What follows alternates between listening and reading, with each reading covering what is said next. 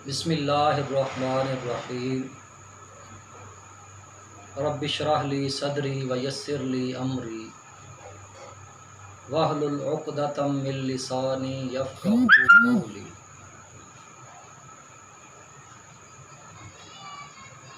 मुअज़्ज़ज़ नाज़रीन किराम, आज के इस लेक्चर में बहुत ही इंतहाई अहम हिस्सा पेश किया जा रहा है। पहले दो लेक्चर में आप तफसील से जान चुके हैं कि आपने इंटरव्यू के लिए कैसे तैयार होकर जाना है। अब जब आप इंटरव्यू के लिए वेट कर रहे हैं और इंटरव्यू रूम में जाने का इंतज़ार कर रहे हैं कि आपका नाम पुकारा गया, अब आपने अल्लाह का नाम लिया और आप चल पड़े कमरा इंटरव्यू की तरफ। अब जब आप कमरे के दरवाज़े पे पहुँचे, दरवाज़ा खोलें और अंदर बैठे हुए मेंबरान चेयरमैन साहब को मुखातब करते हुए ऊंची आवाज़ से अस्सलामु अलैकुम व रहमतुल्लाहि व बरकातुहू। अब आपका एक कदम दरवाज़े के अंदर है। अब आप इस बात को जो मैं भी करने लगा हूँ इंतहाई तवज्जो से सुने कि दरवाज़े से एंट्री से लेके उस चेयर तक जहाँ पे आपने बैठना है, ये जो दरमियान में फासला है, आपने कुर्सी तक जाते हुए आपकी जो चाल है उस पर बड़ा ख़ास ध्यान देना है। ऐसा नहीं है कि आप कमरे में दाखिल हुए और लड़खड़ाते हुए, घबराए हुए, परेशान, हवाइयाँ उड़ी हुई, इस तरह से नहीं, बल्कि इंतहाई इत्मीनान के साथ, तसल्ली के साथ, हौसले के साथ, खुद पर मुकम्मल एतमाद के साथ और बहुत ही, जैसे कहते हैं ना कि बहुत ही वजीह चाल, बारोब शख्सियत के साथ। यूँ समझें कि आप ऐसे समझें कि जैसे आप सेलेक्ट हो चुके हैं और आप किसी कमरे में गए हैं जिसको आपने इंस्पेक्ट करना है, जिसको आपने चेक करना है, जिसको आपने देखना है। तो जब आप इस नज़रिए से जाएंगे तो आपकी चाल, आपकी ढाल, आपके फेस इंप्रेशन बहुत ही ज़बरदस्त होगा। तो इसी दौरान होंगे ये चंद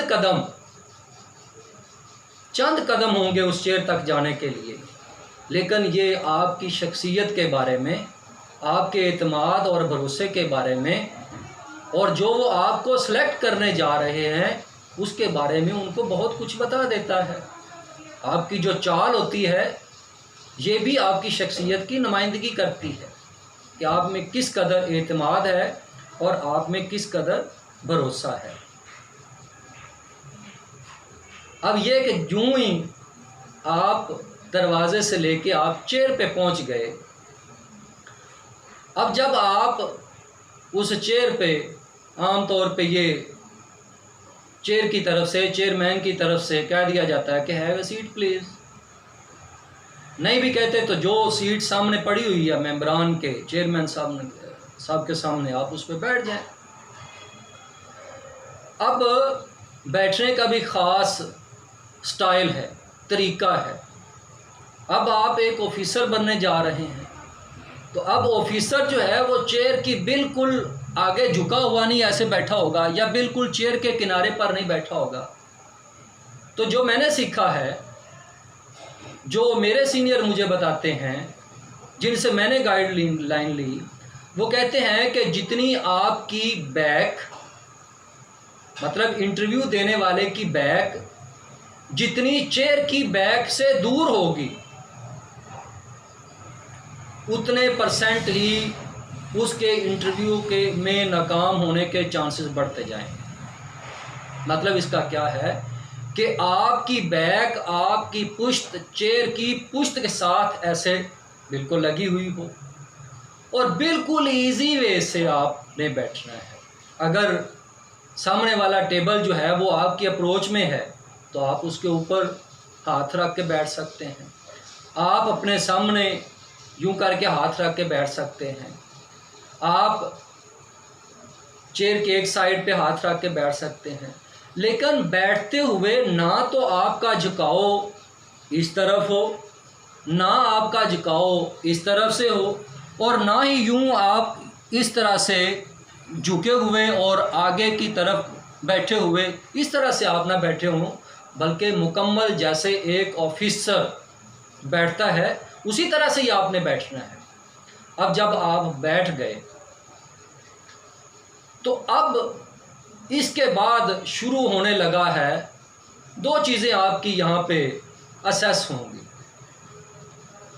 उनमें से एक चीज़ जिसको मैं बहुत ज़्यादा वेटेज देता हूँ, वो आपका एतमाद है, वो आपका कॉन्फिडेंस लेवल है, वो आपका अपने आप पे भरोसा है। इसका बहुत ज़्यादा वेटेज है। तो जब आपको अपने आप पर, अपने हासिल किए हुए नॉलेज पर और अल्लाह ताला की ज़ात पर भरोसा है, तो फिर अगली बात शुरू होती है आपका नॉलेज। आम तौर पे वो स्टार्ट करते हैं इंट्रोडक्शन से। इंट्रोडक्शन से स्टार्ट करते हैं कि आप अपना तारुफ कराएं। तो अगर तो वो आपसे इंग्लिश में क्वेश्चन करते हैं कि इंट्रोड्यूस योरसेल्फ, तो आप कोशिश करें कि इंग्लिश में ही अपने आप को इंट्रोड्यूस करें। इसी तरह से आपसे उर्दू में अगर सवाल करते हैं तो आप उर्दू में उसका आंसर दें। अब जो आप इंट्रोड्यूस करवा रहे हैं, आपने अपने इंट्रोडक्शन में एक बात का ख़ास ख्याल रखना है। आप वहाँ पे ऑफिसर बन के गए हैं, और ऐसा ऑफिसर जो किनात पसंद है, जिसको अपनी खुदी बहुत ही अजीज़ है, जो सेल्फ रिस्पेक्ट पे बहुत ज़्यादा एतमाद करने वाला है, तो वहाँ पे आपने रोने नहीं रोने। मैं फैक्ट्री में काम कर रहा हूँ, मेरे घर के हालात इस तरह से हैं, मैं ये हूँ, मैं वो हूँ, मेरा फैमिली ये है, मेरा इस तरह से रोने धोने नहीं आपने बैठ जाना।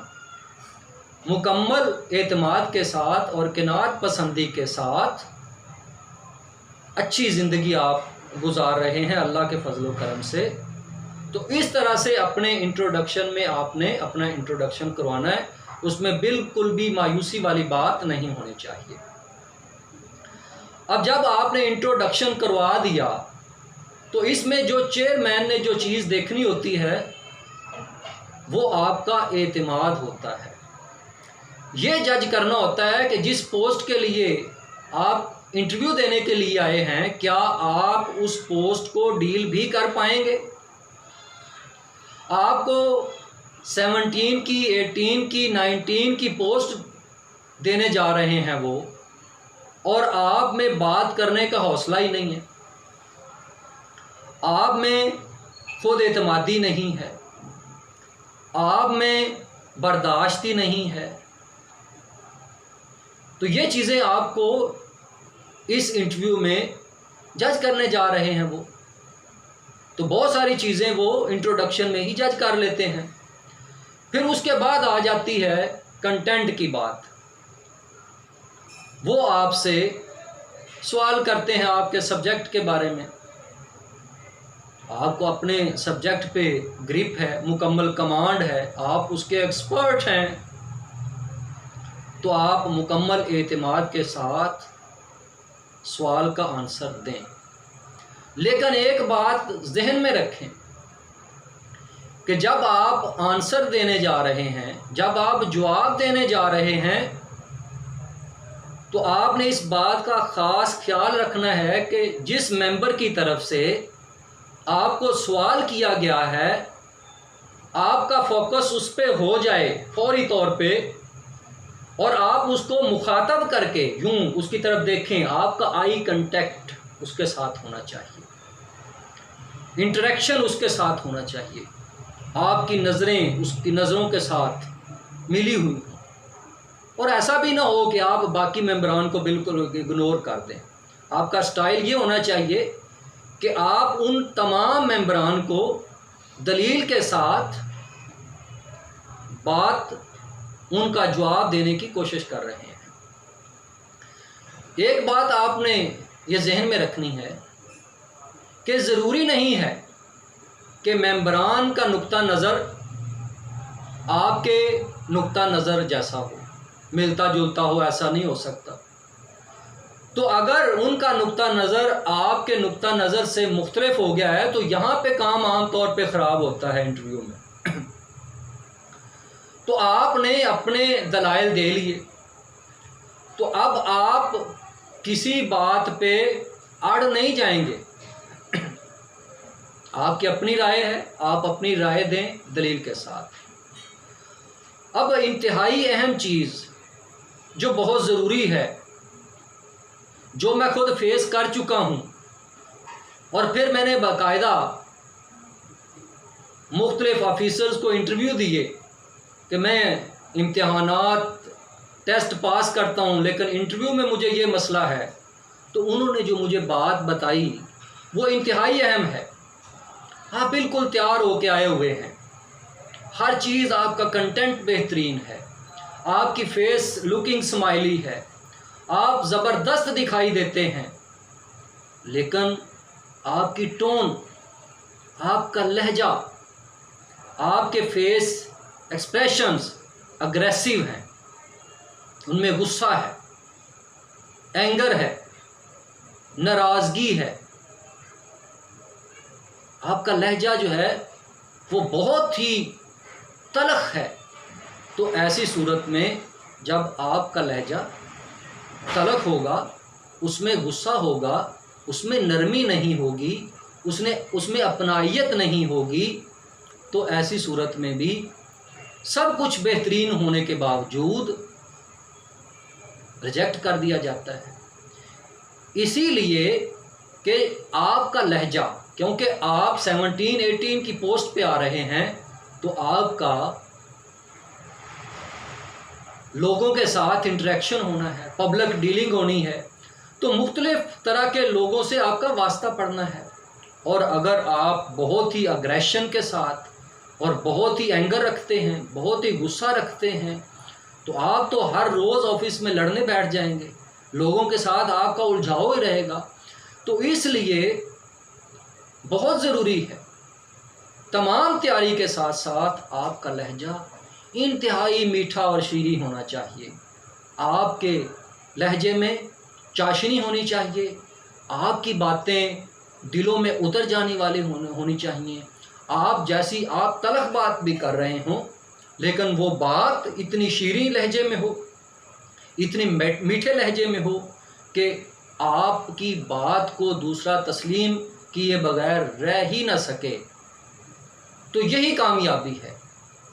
तो ये बातें हैं जो अगर आप इन पे अमल करेंगे, तो मुझे ये यकीन है अल्लाह ताला की ज़ात पर कि इंशाअल्लाहुल अज़ीज़ आपको कामयाबी जो है वो ज़रूर मिलेगी।